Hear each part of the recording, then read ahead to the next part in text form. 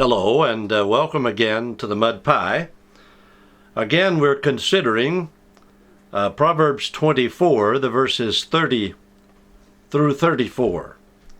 I read there, I went by the field of the slothful and by the vineyard of the man void of understanding, and lo, it was all grown over with thorns, and nettles had covered the face thereof, and the stone wall thereof was broken down.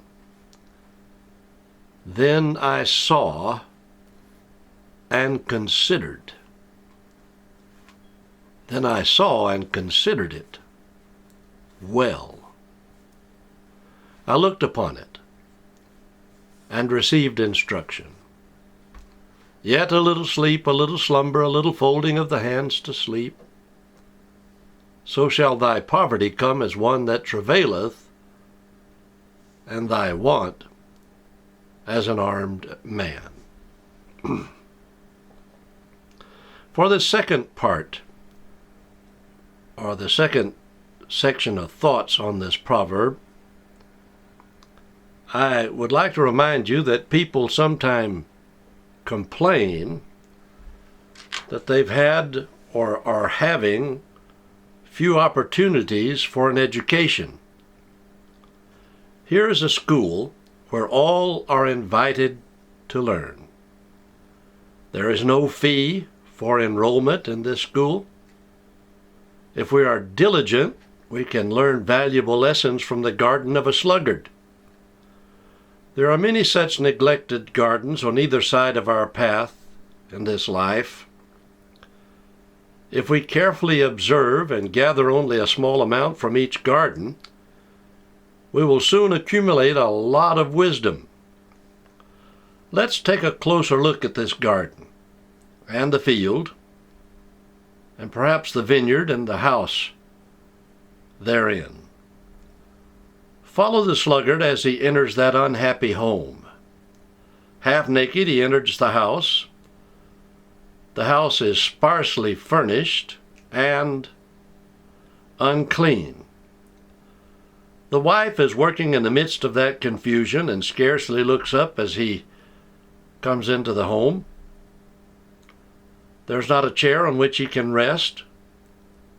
Because no preparation has been made, he must wait perhaps for an hour before food of any kind can be prepared to satisfy his hunger.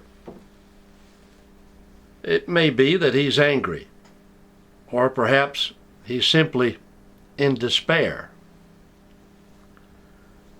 If you ask him, he tells you that he came home early very often and found the house unready for him. If you ask her, she will tell you that she had indeed often prepared for his early return in the evening and waited in vain. Her motivation has been destroyed, she says. And I might say here that the source of the problem between the two is difficult to discern. But the result is plain to see. Their house is desolate and their hearts are calloused. The garden has been neglected, and now it is desolate. The garden produces no sweet fruit for its owner. May I say,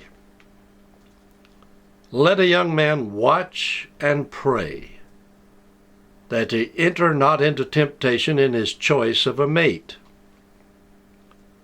Let a young woman, when a proposal is made to her, seek first the approval of her heavenly Father before she gives her consent. Let the two, when united, bear one another's burden and so fulfill the law of Christ. Galatians 6:2. Let a husband cherish and show a tender affection. Let him strive to make her burdens light and show appreciation for her efforts to please him. Let the wife have a clean house and a comfortable meal. Let her appearance be clean and appealing when he returns home from his work. The inside of a loveless home, the prison that shelters an ill-matched couple, is full of lessons for the inexperienced passers-by. Look carefully upon it and receive instruction.